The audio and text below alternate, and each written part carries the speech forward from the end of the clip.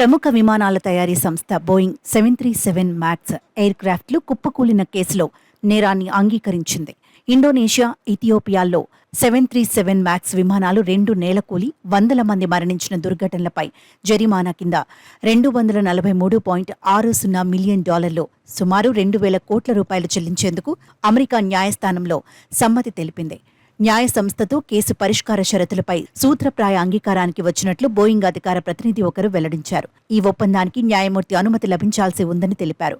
ఒప్పందంలో భాగంగా రక్షణ నిబంధనల పాటింపు చర్యల నిమిత్తం వచ్చే 3 ఏళ్లలో సుమారు 3,700 కోట్లు బోయింగ్ వెచ్చించనుంది.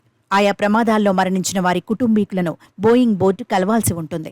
ఒప్పంద షరతులను బోయింగ్ పాటిస్తుందా లేదా అనే విషయాన్ని పరిశీలించేందుకు ఒక స్వతంత్ర పర్యవేక్షకుణ్ణి కూడా నియమిస్తారు. అయితే 2018-2019 మధ్య 5 నెలల వ్యవధిలో ఇండోనేషియా, ఇథియోపియాలలో బోయింగ్ 737 మ్యాక్స్ విమానాలు నేలకూలాయి. ఈ ఘటనల్లో 346 మంది మరణించారు.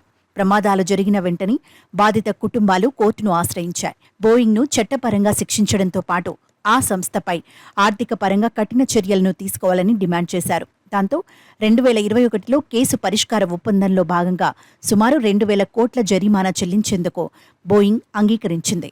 అయితే 2021లో కుదుర్చుకున్న కేసు పరిష్కార ఒప్పందాన్ని ఉల్లంఘించినట్లు న్యాయస్థానం గుర్తించడంతో క్రిమినల్ కేసు విచారణను బోయింగ్ ఎదుర్కోవాల్సి వచ్చింది. ఈ క్రమంలోనే ఇటీవలి బోయింగ్ నేరాన్ని అంగీకరించడంతో పాటు గతంలో చేసుకున్న ఒప్పందం ప్రకారం 2,000 కోట్లు జరిమానా ఇచ్చేందుకు సిద్ధమైనట్లు ప్రకటించింది. కాగా ఈ ఒప్పందానికి న్యాయమూర్తి అనుమతి లభించాల్సి ఉంటుంది. మరోవైపు ఆ ప్రమాదాల విషయంలో బోయింగ్ నేర అంగీకారం వల్ల అమెరికా రక్షణ విభాగం, నాసా లాంటి ప్రభుత్వ విభాగాల నుంచి కాంట్రాక్టులు పొందే విషయంలో ఆ సంస్థ సామర్థ్యంపై ప్రభావం పడే అవకాశం ఉంటుందని మార్కెట్ వర్గాలు భావిస్తున్నాయి.